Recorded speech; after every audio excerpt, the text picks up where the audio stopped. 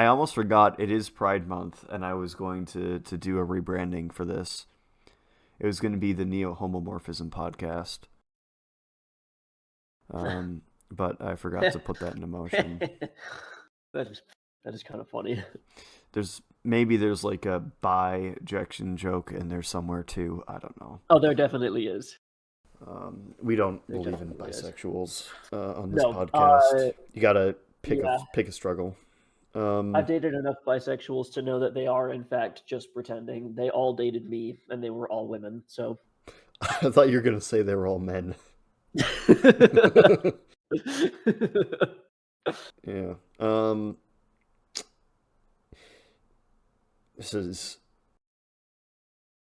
This bit has legs. This bit has legs. This bit does have legs. I'm gonna take that from you. It's a great bit that I constructed the other day. And I will be. This bit has legs. It does. Fuck. We need. Okay, so this week, last week we did some stuff and things, and the week before we also did some similar stuff and things where we're talking about a bunch of music, but we're bringing it back. We're wrapping it back around. We're doing full 360. We're talking about movies because we need to get views again. Yeah, we're trying to undo the fact that we lost like every view of traction that we had. We were followed by an AI bro in Blue Sky, and then he unfollowed us when we started talking about music. Yeah, which honestly, I'm not opposed to that. I think it's not a good thing if we get followed by AI bros. What do you mean, man? AI is the future. That's why I've been sending you AI generated Mario Brothers for. Because the only images of Mario on the internet. I was trying to find Mario will be real in 2013, and I couldn't find it, so I had to settle for Joker Mario. Yeah, it's rough out here. Normally we pregame a little bit when we do these recordings where we just sort of like talk and shoot the shit. No, we jumped straight into it. Well, no, the pre-gaming was done at 4 a.m. this morning when you were drunk, and I was not drunk. But I wish I was. It's great. You know what we should do? We should just be referencing things that happen off recording more. I think that's the element to a successful podcast. Sure.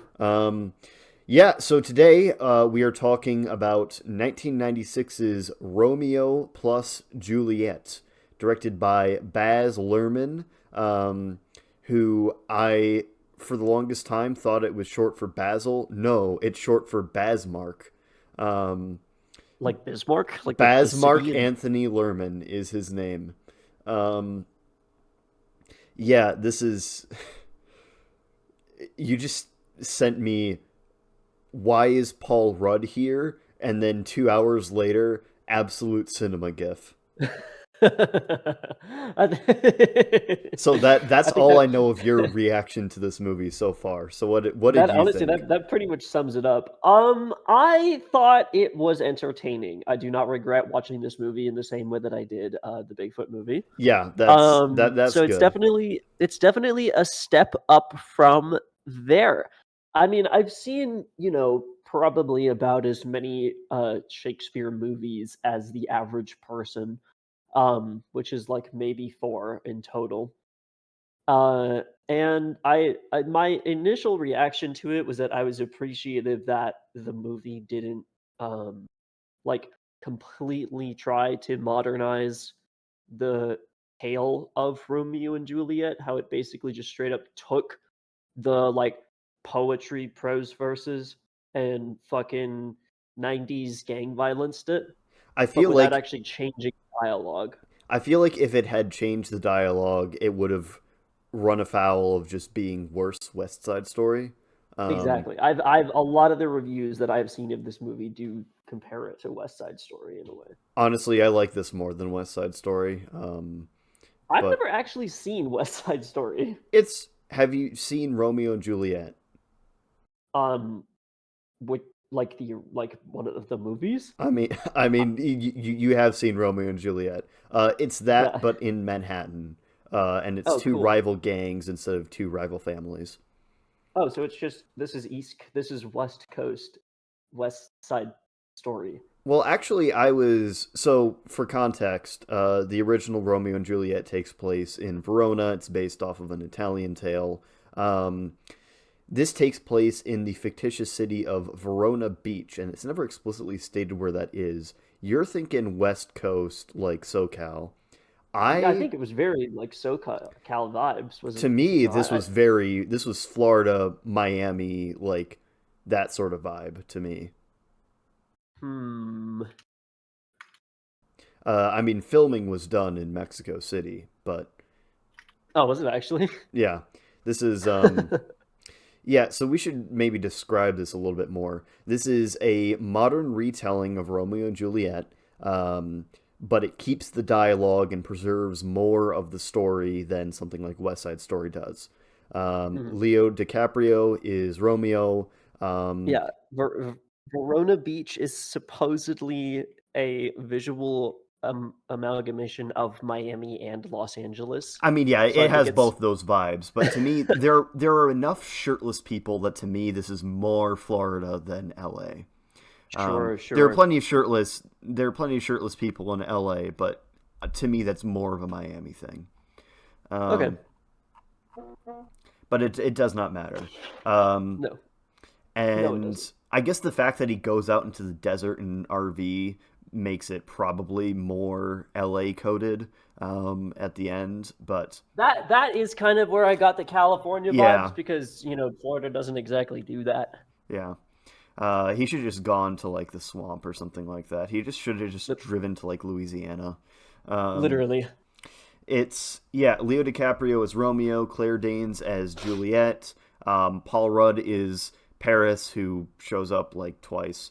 And they do some modernizations, like the Prince of Verona is now Captain Prince, the chief of the police department. Yep. And they have the Montagues and the Capulets being like gang families.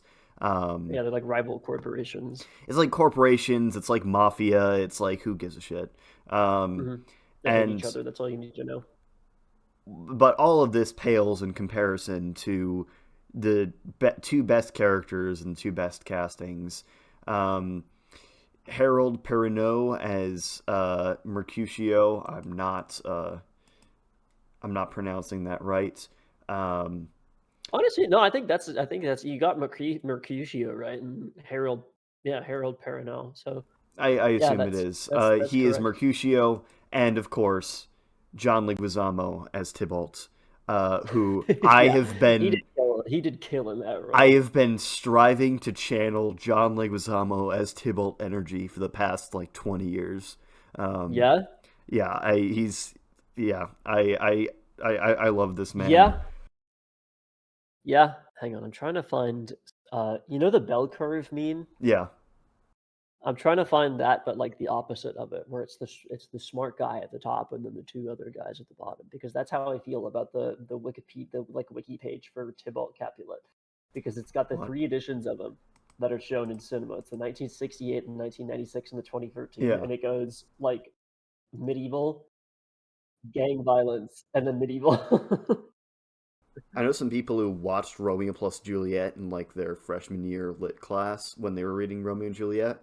I didn't. I watched the '60s version. I wish I had watched this version instead because I discovered this one later. Hmm. Very, very good. Yeah,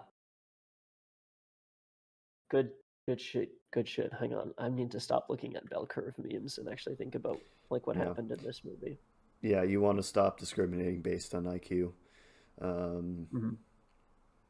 yeah, We have to discriminate on something. yeah. Well, we could discriminate by whether or not they're Italian, as the Capulets are, or unspecified ethnicity, as the Montagues are. Yeah, it's kind of it's not really Like the House that of obvious. Capulet is very clearly like they've got faux Italian accents, but Hmm. Montague is Ted and Caroline Montague and their son Romeo. Yeah, what are they supposed to be like faux Greek? I don't. Maybe I don't know. They're too white. They're too white to be Greek, I think. Um, Yeah, yeah. but yeah, and this film is probably most notable for its insane. maximalist, campy style, crazy editing, and soundtrack that was composed mostly for the movie. That is a lot of like pop songs that try and draw upon the actual stuff that happens in the story. Like the 1 inch punch, a pretty flesh am I. Like that's a line from the story. Um, Mhm. and when I watched this, I was jump scared when I got to the credits because I forgot that radio's exit music for a film is for this movie. So Oh yeah. um, yeah, and I actually like that. I don't love a ton of Radiohead, but I do really like that song. And I was like, oh, I forgot that this is from this. Peter Postlethwaite as Father Lawrence, changed from Friar Lawrence. Mhm. Yeah, he's good. Honestly, I think that of the main cast, Leo DiCaprio is probably the weakest in his like performance and delivery of like the Shakespearean dialogue. Mhm. Um, I think the biggest probably reason for that is that this is one of the few times that he consented to pretending to date a woman around his own age. well, actually, I have a story about that. Um, so Leo was 21 at the time of filming, and Claire Danes was only 17. Um, Oh Leo man, looks so it's still weird. It's still weird. Leo looks so young though. I did not think he was 21. Yeah. I thought he was closer to like 18. In the Yeah, original I would have story, given like a hard 18, 19.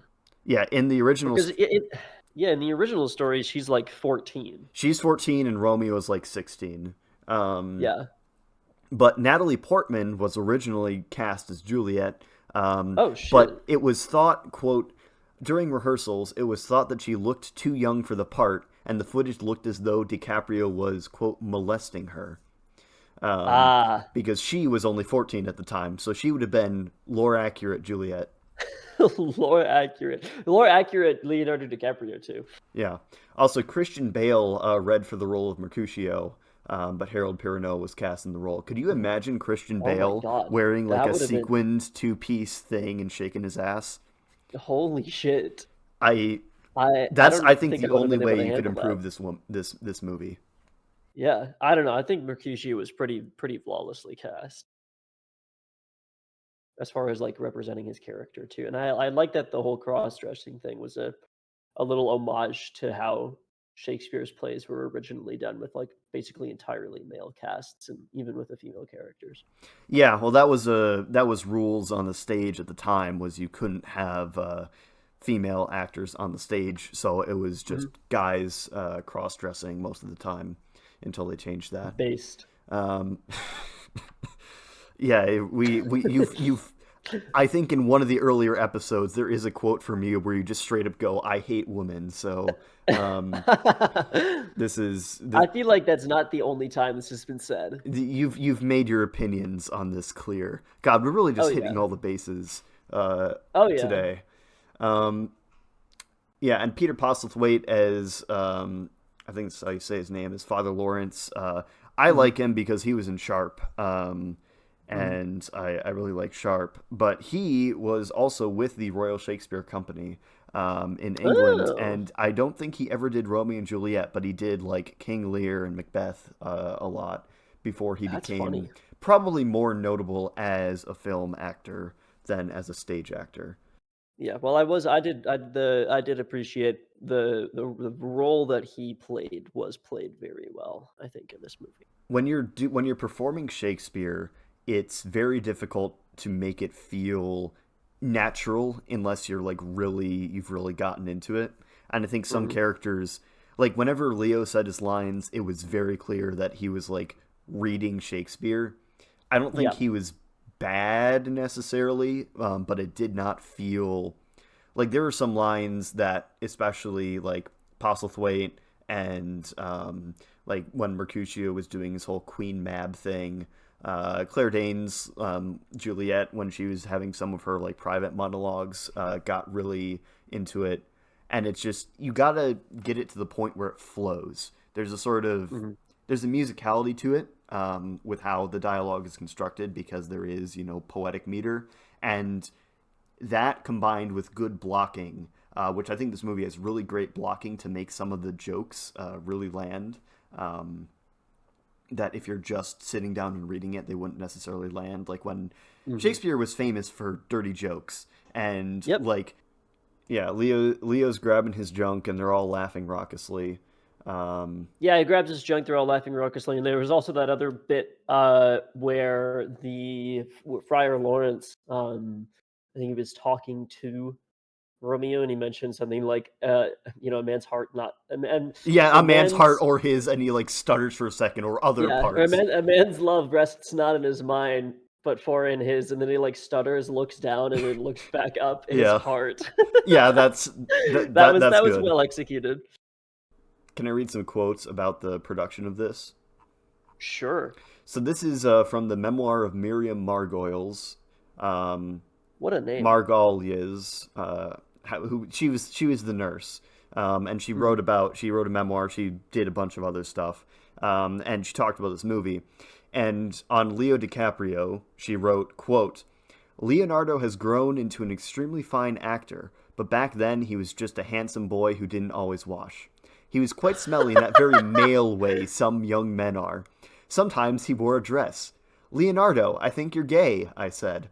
He laughed and said, No, Miriam, I'm really not gay. But I was wrong. We filmed in Mexico City, paradise for someone like me who loves fossicking around flea markets and antique shops, and, like me, Leonardo was into bling in a big way too. We'd spend hours going through the markets together. I don't know that I ever had such fun." And then she goes on to say that she believes that Claire Danes, who plays Juliet, was genuinely into Leo, but he did not feel the same. And she just like starts talking about how distraught this woman was. So Wild. thank you, Miriam. Thank you, Um, Miriam. yeah, Crazy quote. I do. Yeah, that's the filming in Mexico City does explain the just kind of overwhelming yellow tint to some of the yeah. scenes. Everyone knows that when you go to Mexico, you got to put the orange filter on. Hmm. Um, That's just what it looks like. yeah. So I think there's a couple scenes in this movie that are more notable than the rest. I think that Oh, for overall sure. it's decently well executed. It's rarely boring for long, but I did Hmm. not care. I mean, I know Romeo and Juliet so well that I like can't really bring myself to care about the plot that much. If that makes sense, it's like yeah, Sure. young love. And I don't think the romance aspect is executed super well. It's executed okay. It's more of a I wonder how they're going to change this thing to fit into the modern day if you already know the story. And speaking of, let's talk about the opening scene. Yes, with Well, the brawl. first of all, one thing that I do really like, there is, the chorus has the introduction to the Hmm. play, famously two houses, both alike in dignity in Fair Verona, where we lay our scene, and it has it as like a newscaster reading it, Yep. and there's sort of like a brief quasi framing device as this is like a thing that's airing on the news. I really like that. I think that's a cool way to do it. Um, and then we get to the Capulets and the Montagues meeting each other at a gas station. Uh, Gregory and Samson in the original, and then Abram and another guy. And they quarrel, and Benvolio and Tybalt come, and they have a duel. And in the original, this is just kind of like a little sword fight, and then the prince comes, and he's like, knock it off, both of you. But Hmm. They in blow this up a one, gas station. they do blow up a gas station. Um, Yeah, it does escalate quite a bit. They really play into the civil blood, make civil hands unclean. yes, these are some dirty boys on screen Oh right yeah, now. with their guns and their Especially like you stuff. see how they twirl around. I Hmm. really love Abram, not in this scene, but later on when they're going to like meet Mercutio and stuff like that. Abram, the guy with like the backless shirt, he Yeah, yeah, just yeah. like growls at a kid when he steps out of his car. He just hisses at him like a cat. Um, Hmm. that's a wonderful moment. But That was a pretty great moment. I think this scene, like the introductory scene, was honestly, I think it was. kind of transposed pretty well. Other than like uh the the biggest kind of like loss in comparison between the scene in this movie and the original scene in the play is definitely like the level of violence. But I think the fact that the dialogue didn't change all that much, and the attitude that the characters had between each other is kind of maintained.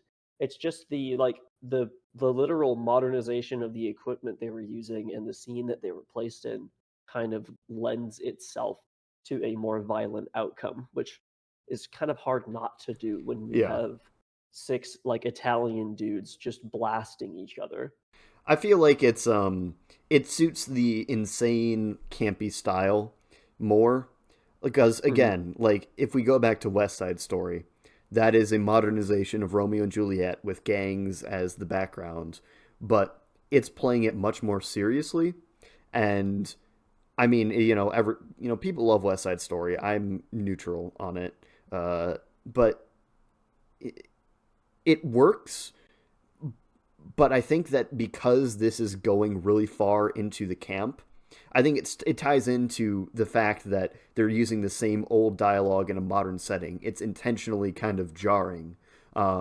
And once you start with there, leaning into that camp aspect of it is just kind of the natural conclusion where you just want to keep doing, okay, well, now that we're not necessarily taking this as seriously, uh, now we can just go ahead with that. And I wonder, did Baz Luhrmann's kind of crazy style come first, or did using the natural old dialogue come first?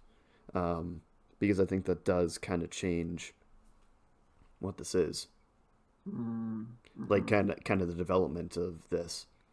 Very much so. I They did change most of the dialogue is pretty much the same.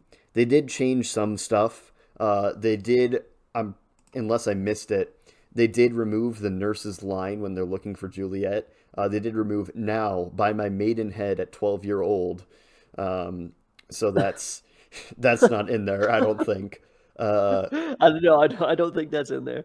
and Gregory and Samson, who they've shuffled like the names and stuff around, but the two Capulets originally, it's two Capulets walking along, and then they see the Montagues, but Gregory and Samson, talking about maidenheads, etc. as well. I think we just kind of jump right into it, and then Tybalt.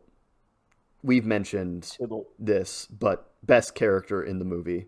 Oh, for sure. John Leguizamo is just he's an example of doing the archaic dialogue well because he's taking it seriously while kind of chewing the scenery and just like being insane.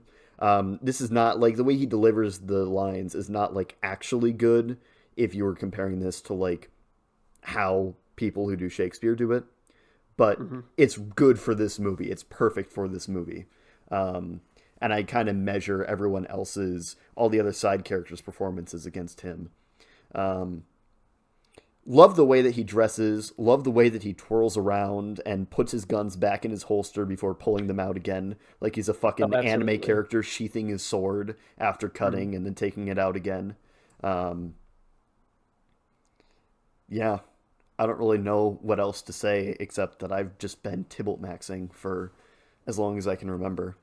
Yeah, no, Tybalt was just a really well played character in this movie, and especially like the scene with his death where Romeo does go and finish him off as he does. That whole scene with like the fight and the Mercutio's death leading into Romeo and Tybalt kind of going at it, and the cut to um Juliet's like monologue, like her in little internal monologue, um, just to cut back to Romeo like high speed chasing this motherfucker Yeah, until he that was a great crashes, moment. rolls over, and then like he kills him in a fountain.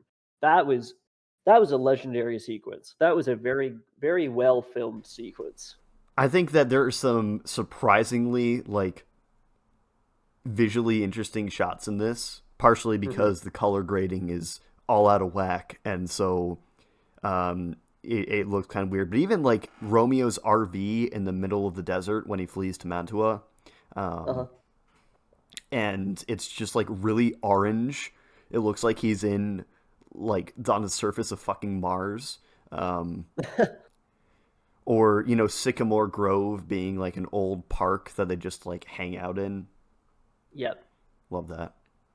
Um, I just sent you a picture of my Tybalt style outfits that I've been wearing recently On Discord? on your phone.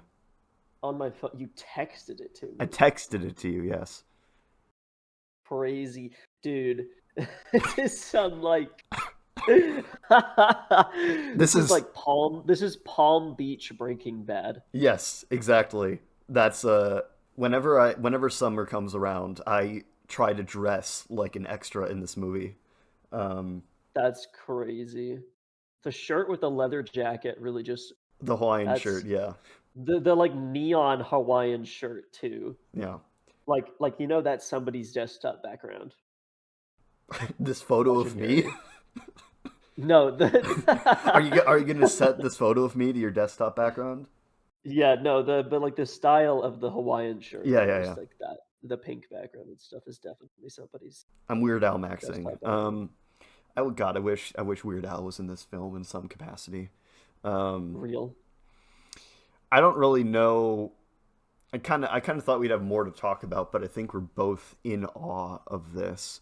Um, Well, I do think that there is one thing that needs to be brought up. yes, Um, and I think that's the fact that overall, we've I say we, but it's mostly you presenting this and me going along with it have been kind of reviewing most of what we've been reviewing from with a relatively cynical lens. yes, yes, Um, and the sole exception of this, the one piece of media that we both agreed, be it ironically or sincerely, was an absolute masterpiece with no faults whatsoever, was Parkour Civilization. yeah, And that is also our best performing video. yes, yes. It really is. We got 3 subscribers More off of that. than double our average views.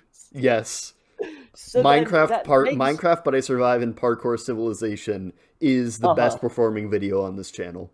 So then that begs the question of where we're going wrong. Is it because we're so cynical that the YouTube AI algorithm listens to our podcast and goes, nobody wants to cynic max with these morons? Or is it because we did a video on a Minecraft movie? I I mean, we did talk about doing a Minecraft movie at some point Oh, because this is true. We do need because to that's do the also like Minecraft the guy movie. I learned this recently. The guy who made Napoleon Dynamite and Nacho Libre made a The Minecraft Minecraft movie. movie. And Yeah. apparently it's very Napoleon Dynamite at some places, which is crazy Oh, to it is. imagine. Have you seen it? I have seen clips of it. I've not like sat down and seen it. I saw the movie Near when it came out, and I liked it. I Did you actually see liked it it in a lot. theaters? I Did you did see it toss in your theaters. popcorn when Chicken Jockey came on screen? I did not toss my popcorn when Chicken Jockey came on screen. Okay, good. But no, I did. I liked the Minecraft movie, so I think we should. That is definitely something we should talk about. I figured you would, considering you called me up at 4 in the morning today and said, "Hey, I'm drunk. Do you want to see the Minecraft backrooms?" And I asked, "Are you perchance 9 years old?" Um,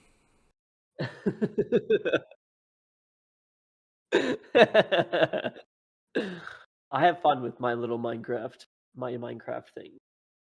It's yeah. I really do play it I a lot. Like it's I knew I played it a lot, but it's more than I like it's every more than I single fucking initially thought. episode, we always end up just talking about Minecraft. No matter what we're talking about, we always just end up going back to Minecraft. Well, yeah, it's just the good ending. I was just gonna say that Baz Luhrmann also made The Great Gatsby, where he does this exact same shtick with Great Gatsby, like the 2013 one with Tobey Maguire and Leo DiCaprio, and I hate that movie, but I love this one, Oh, so I don't really know what's going on there. yeah. I don't know. I think I like Great Gatsby as a story, like the original, more than I like Mhm. Romeo and Juliet. So I'm fine with, and I think that Great Gatsby works better if you take it a little more seriously. I think that Mhm. the wretched excess of the time period of the 1920s works well with Boz's style. Um, but I don't know. I feel like I just kind of, when Tobey Maguire and Leo DiCaprio are in the scene together, I can't take anything seriously because like those people aren't human beings. So it Yeah, just really you takes have me out of it. Spider-Man and every character from every Quentin Tarantino movie in Yeah, the same scene. yeah. And Leo DiCaprio is like Monsieur really Candy. young in this one. We talked about it, but dear God, I'm shocked he's 21 in this.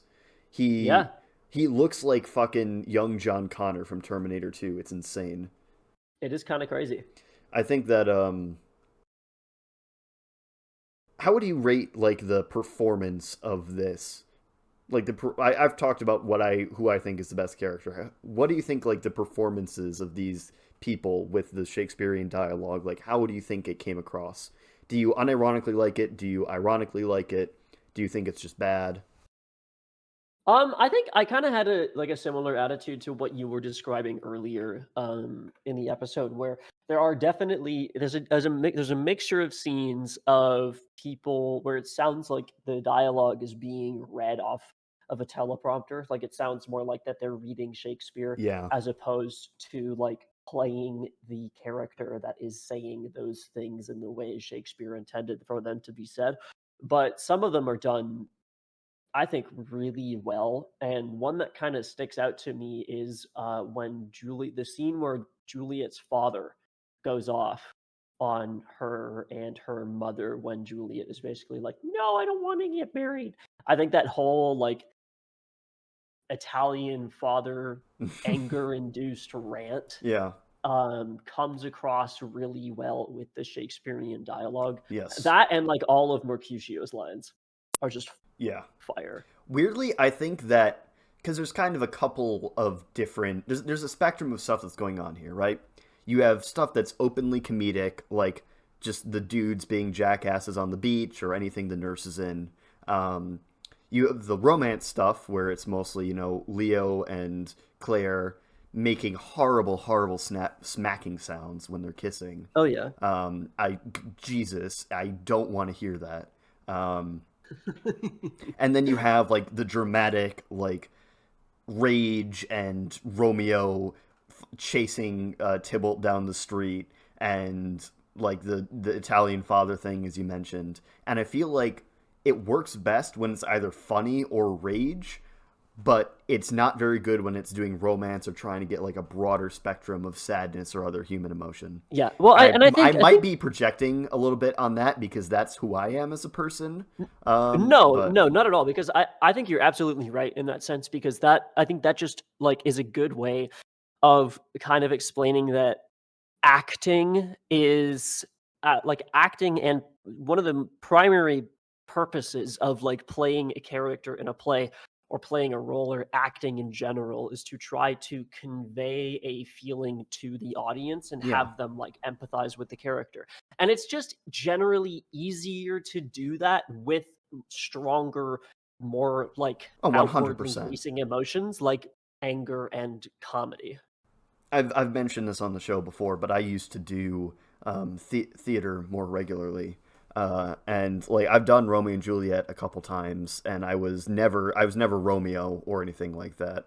I was mostly like side characters, like the prince or the friar or like Benvolio, um, because it's a lot easier to be a supporting character like that because you're not expected to really carry much of the emotional burden of the movie because most of the emotional like Right. core of this movie is two actors, and one of them is a pretty boy whose job is to sit around and be pretty, and the other one is a girl who's only 17 and honestly doing a pretty good job, all things considered. I mean, she's not like a child actor, but that's still like pretty. acting when you're young is hard because you just don't have the experience to really inform a lot of the stuff that you're doing. Um, Absolutely. doing comedy was always so much easier than doing any sort of actual like romantic thing, which is why I liked sticking to bit parts.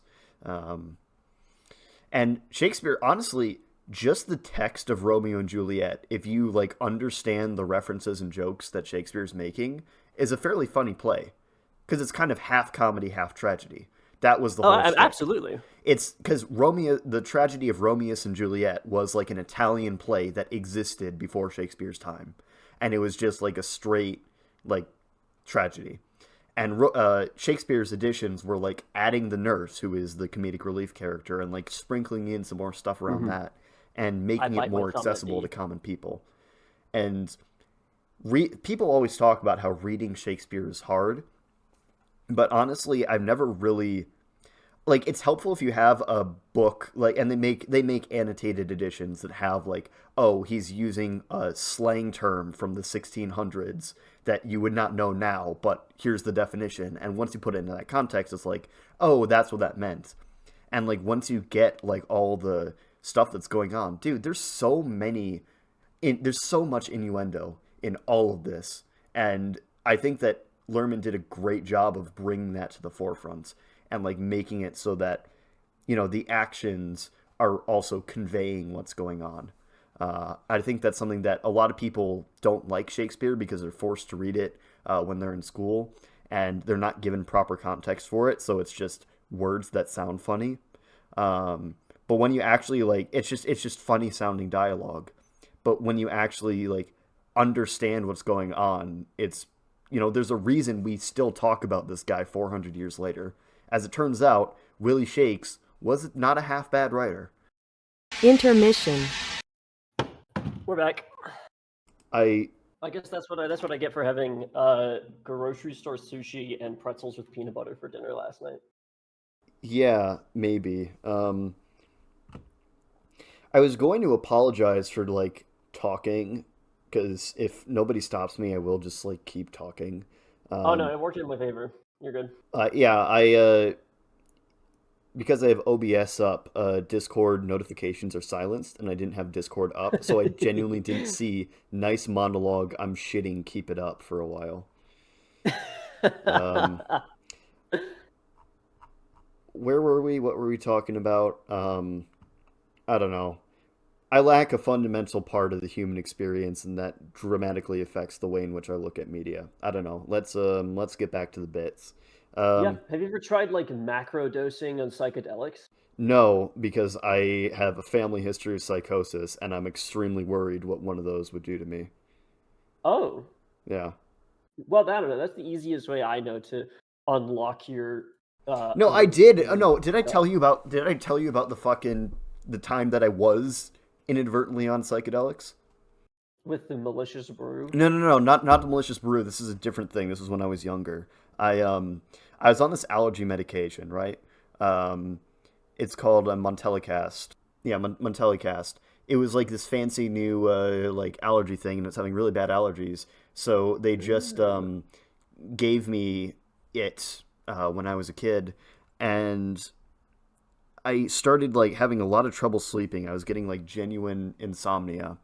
And when I did sleep, I was having like awful, awful, awful night terrors. Like I was activating the fucking survival horror mode of life every single night and Oh, having to like just horrible nightmares of like, it's like I mean, it wasn't like super crazy. I guess it was more just like the constant nature of it. It was, like having to like kill myself or kill my family or something like that. Or it was I like, mean, like being Jesus. as we were talking about like being severely injured in the middle of nowhere and having to like crawl back to home.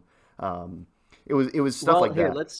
let's take a look. The FDA requires a boxed Yes, warning on yes, Montelukast due to the serious risk of mental health side effects. These can include, but are not limited to, agitation and aggression, depression and anxiety, sleep disturbances and vivid dreams, and suicidal thoughts or actions. yes. So yeah, you hit all those check marks. Good job. It culminated in like I had this awful period of time where like every single night I dreamed that I was like trapped somewhere and I had to escape.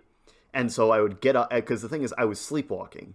and I would go and I would like have conversations that I did not remember the next day. Like I would go and I would talk to my parents or something and would not remember it the next day, and I would say stuff that like didn't really make sense. And it culminated in I was like having these dreams that I needed to escape, and I was like clawing at the walls, like genuinely like trying to like like dig my way through the walls. And I was like knocking furniture around and stuff like that, and like just constantly screaming. At one point, I like ran out into the hallway and like tried to escape, like a hotel that I was in, um, and yeah. So eventually, like we heard that apparently the medication could have those side effects, and I stopped it, and You were now fine. now I'm mostly good. I still get sleep paralysis occasionally, and that ties into the malicious brew. Uh, Real. yeah, but anyway, I don't really like.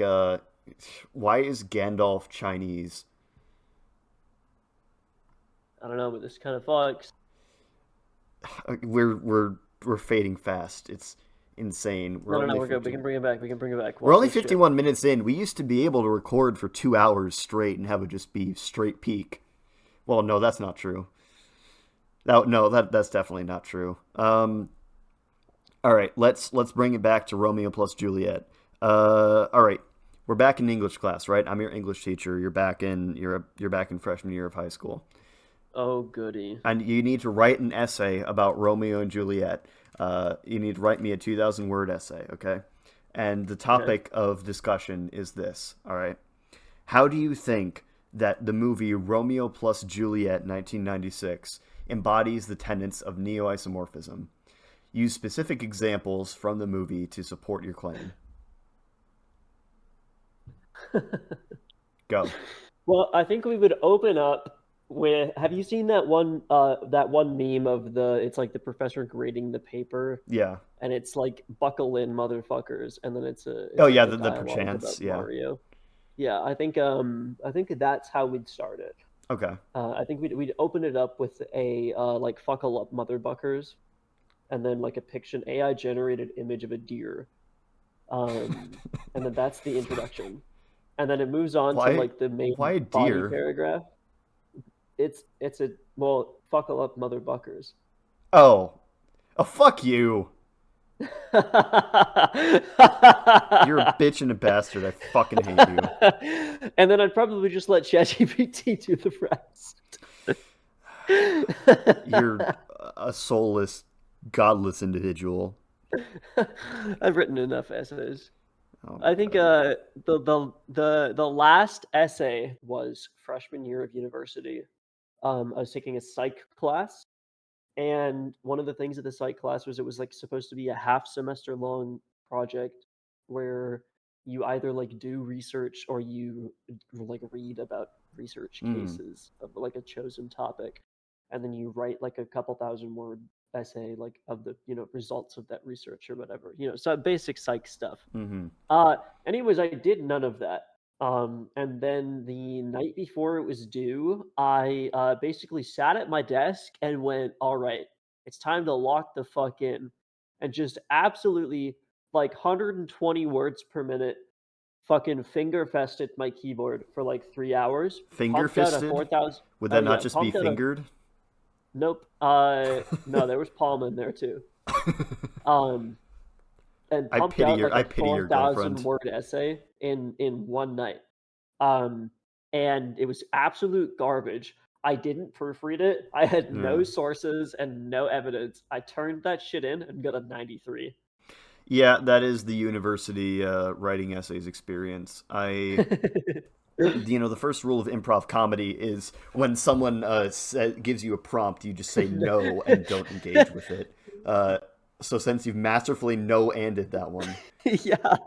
Yeah, you thought improv, you thought the key to successful improv was yes-anding your way until the audience kills themselves. No, it's actually to just take a prompt and creatively shut it down and leave no room yeah, for start talking follow-up. about your college days. Get the fuck over it. My goal is to get into like a dialogue with an actual person that does like meaningfully good quality improv and somehow feed them something that it is like physically impossible for them Hey, to continue we did off of. ask Brendan Lee Mulligan to come on the show. Has he ever gotten back to you about that? True. Or no, No. you gave him my email. So yeah, Yeah, no. so it's just no, that's never Dude, happening. Brendan Lee Mulligan and Leo Swanhild were the two that we emailed that I was like really hoping would respond to us. Hmm. Um, We gotta make like that a yearly thing. We should yeah. just set up a bot to like. I have a list. I have a list in our show notes document of the people we have bothered and when we have bothered them. Perfect. I'm shocked that Markiplier didn't agree to come on the show. Me too. Um, God, what the fuck were we? Okay, all right, new bit that we're doing. All right, I'm constructing a new bit. I think this one has legs. We do like a political compass grading of all like the classic Romeo and Juliet adaptations, right? Oh God. So we've got Romeo plus Juliet. So we got like the classic '60s one, right? We've got this one, Romeo plus Juliet. We got like Nomeo and Juliet. We got a West Side Story. We got Tromeo and Juliet. Um, we got what was the one that I was looking for because there's been a bunch of adaptations of this one into film. I have Um, heard that no, I've heard Romeo and Juliet frequently described as a lukewarm bucket of giraffe vomit. uh, I don't think that's wrong necessarily, but I'm just confused as to the specificity of that. Um, there was like a really crazy one that I was like trying to actually look for. Yeah, okay, then let's do Romeo X Juliet, the anime series. Um, Aw.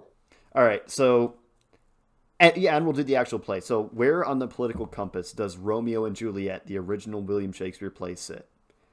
I think that kind of like the like a regular political compass. Yeah, left to Uh, right, libertarian to authoritarian. Probably like left libertarian, eh? I was gonna Or say like centrist, leaning slightly right. yeah, I don't know. I feel like well, it presents suicide as a bad thing, which is a Catholic doctrine because this is Italian. So I think it's got a little bit of that flavor to it. This is sure. this, just Okay. this bit doesn't have legs, man. We No. gotta abort. Um, Yeah, that's crazy. all right. This presents suicide as a bad thing, which is an inherently Catholic doctrine, is crazy. Tromeo and Juliet is definitely right libertarian though. Isn't that the 110%. one with like cows? That's the one where Juliet has a 3 foot long cow penis. Written by James Well, Gunn, the first film he ever wrote. Um, and Romeo has a scene of Romeo having phone sex with a hooker. Um, what the fuck? yeah, that's right libertarian for sure. Romeo and Juliet, I feel like is right authoritarian. Um, just Yep. based off of vibes. I've never seen it. Um, Uh, West Side Story. I feel like that one's like perfectly central, right? yeah. Again, I haven't seen it. Mm. This is not a dude. This bit I sucks. We think the suck at movie doing that we this. watched for this is the only one that I've actually seen. Have you read Romeo and Juliet before? No. Then what Shakespeare did you read? I was probably supposed to read some Shakespeare. I don't know if I ever actually did though. Because like the other one that I think they normally do in high school is King Lear. Uh, I think we did Macbeth actually. Okay, that also makes No, sense. yeah, we did Macbeth in like upper Mm. English, and we read it as a class. The first two Shakespeares that I actually read for some reason were in middle school, and it was The Tempest and A Midsummer Night's Dream, because I was in a production of that. Ah, I was Pyramus, so I was only in it mhm. for like the very end. Hmm. Um,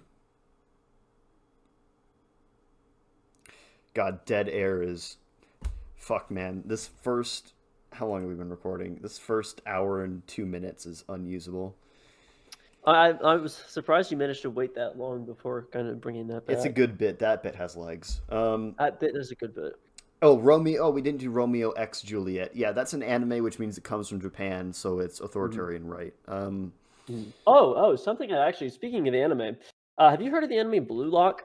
I think I have actually, but I don't. I know the name. I don't know anything about it. Wait, is So, that the soccer one? Is that the soccer one?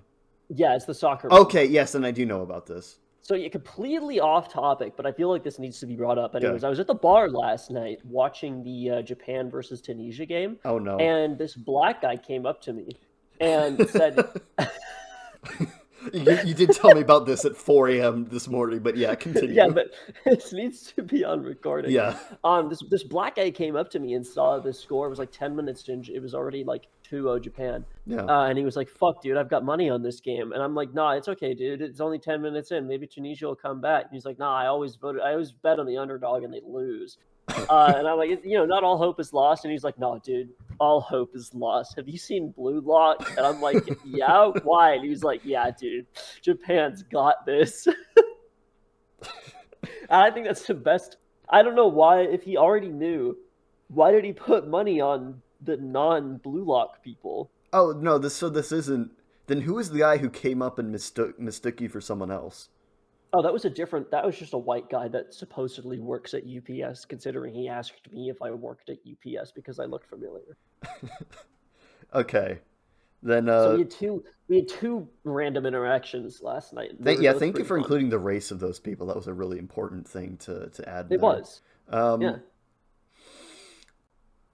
I do love the black people watch anime stereotype. okay, I so think let's that's grade one of my this. Let's grade this. So on the neo-isomorphous scale, 4 out of 4. Yeah? I'm look, I don't want to set a precedent of going above 4, because I feel like once you start like regularly doing, oh, but we're going beyond the scale, then the scale means nothing. But I genuinely would It consider does. a 5 out of 4 for this. For how neo-isomorphic it How is. neo-isomorphic it is, yeah. Can you justify that? Watch the opening scene of the movie. All right, I can't argue with that. I do think we need to keep it under because We'll we've do, kind of yeah, already established that we've had like low fours, proper yeah. fours, so this could be a high This four. this is a high 4. This is like close to as neo-isomorphic as it gets. I think that we should Yeah, save the 5 for the likes of like Grinch's Ultimatum. yeah. That should be like a once in a generation type thing. Once Um, every 100 episodes, we're allowed to give a 5 out of 4. I do like that rule. Um, I do like that rule. I'll write that down in the show notes under the list of neo-isomorphic, the neo-isomorphic manifesto at the top of the show notes. Um, so how relatable is this movie? Well, um, I think that's a tough one.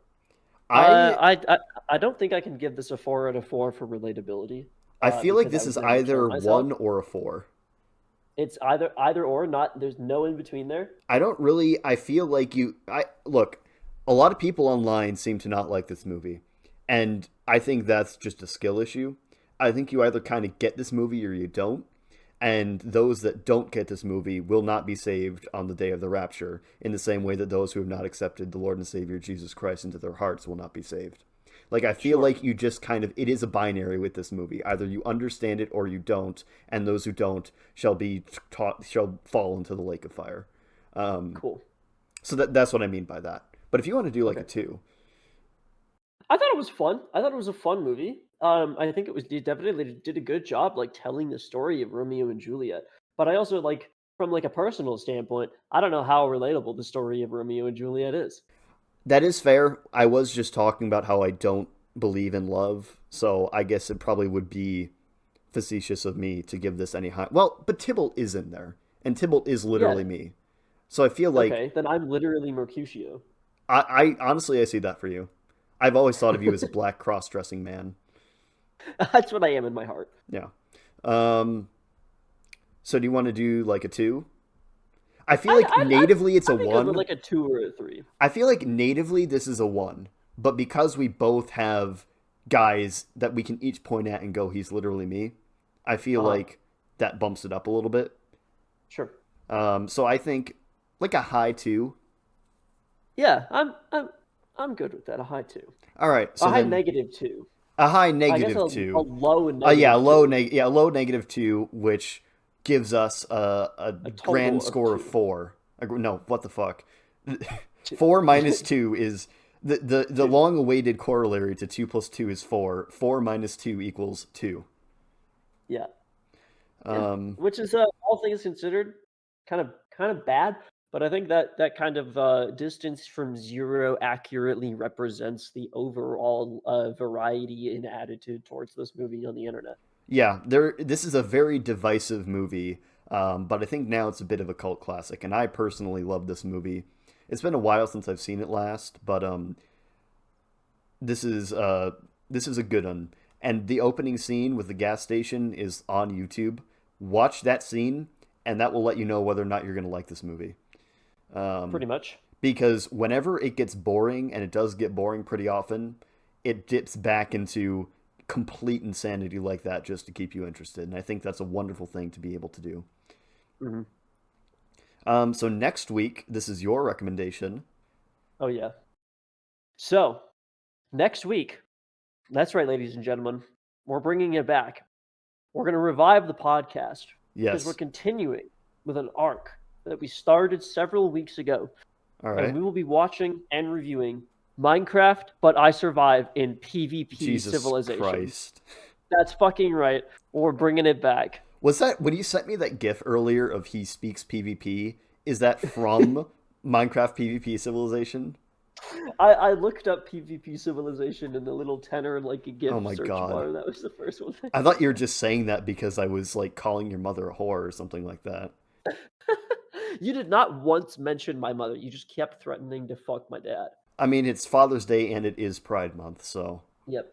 So it fits. So yeah, that's what we'll be talking about next week. Eat your vegetables, kids.